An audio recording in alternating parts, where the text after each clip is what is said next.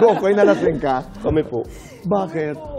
Sobrang saya kasi, Tito Boy, nung mission. And hindi Saya namin, dahil? Hindi po kasi namin in-expect na at one point mangyayari na iinom kami sa mission.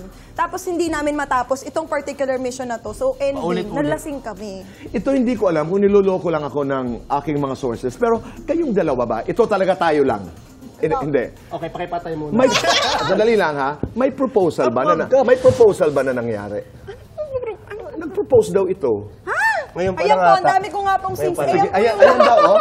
Ayan po yung lahat ng Hindi nga. binigay ni Coco. Hindi nga, hindi ba kayo na... Binigay, ah. Oh, sumagot kayo sa katanungan. O, sumagot ka. Hindi ko alam yan, Tito Boy. Hindi mo alam? Hanggang ngayon ba naman, di Ikaw, dinamo ako. ikaw. Wala dito, boy! Sino ba yung sabi niya? Sino ba? Ako'y nakikinig lamang. Pinapawisan ako ah. Mikael, ganito. Ko, isa lang siya.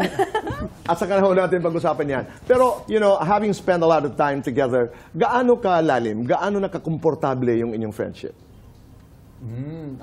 Ako, mahal ko na silang lahat. Ngayon pa lang. Ngayon pala. Matagal na. Ikaw mga 10 days ago, ikaw mga 7 days ago, ikaw kanina lang. Miguel, ikaw. Tito Boy, sabi sa akin ni Isabel, tuwing kasama ko daw yung runner, sobrang ako, authentic, makitungo sa kanila. And that says a lot. Pero sa iba, Sa iba, hindi. Sa iba, hindi masyado good. hindi naman. Work friend. Kumbaga, careful ako pagdating sa Cautious, iba. oo. Cautious ako. ganyan. Tama naman. And that says a lot. Ibig sabihin, iba yung level ng pagiging magkaibigan. Mga discoveries. Halimbawa, kayo, Mikael, at saka si Miguel, did you discover certain things in Korea na hindi nyo alam nung nandito kayo sa Pilipinas? About Korea? About Miguel, and vice versa. Oo. Actually, si Miguel nakasama ko 10 years ago or 9 years ago sa Small Family. And then ever since then, close kami noon, pero hindi na kami nagkita after noon. So ito yung next time na nagkita kami. Okay. Ayun, nakilala ko na siya. And ang dami, wala. Catch up lang. Catch up lang ng bongga. Alam mo yung 9 years later na catch up. So, Mikael, yung isang bagay na, hindi ko naman akalain ganito pala ito. I mean, one thing about it. Ay, anong tawag dito? Sobrang adventurer rin siya. At nakita ko rin yung sarili ko sa pagiging adventurer. Na hindi mo inaasahan yun. Oo. Miguel, ikaw? Kay Cap lang or kahit kanina po? Kahit kanino. Okay, but... Si sige. Angel, sobrang ganda niya. Pero pag natutulog siya na, ganyan na. Maganda na yun. Hindi mo Okay. nakita. Angel, ikaw naman, mamili ka, na-discover mo sa season na ito. Sa amin pong Kahit mga sino, runners. oo. Sige, Tito Boy. Sa'yo, Tito Boy.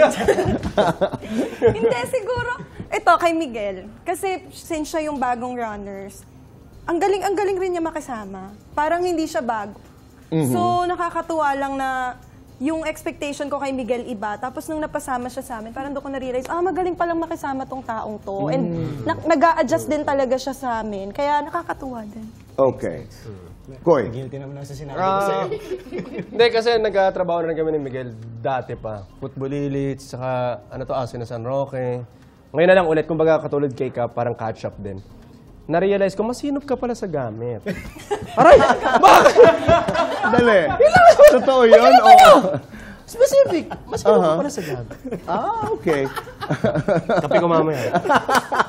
Hindi, kanina may sinabi ka tungkol kay Ruru. How special was that?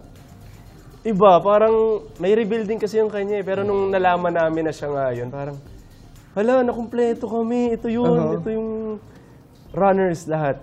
As in, parang iba yung feeling. Parang gusto namin muna itigil muna siguro yung mission. Mag-catch up muna tayo. Ganun.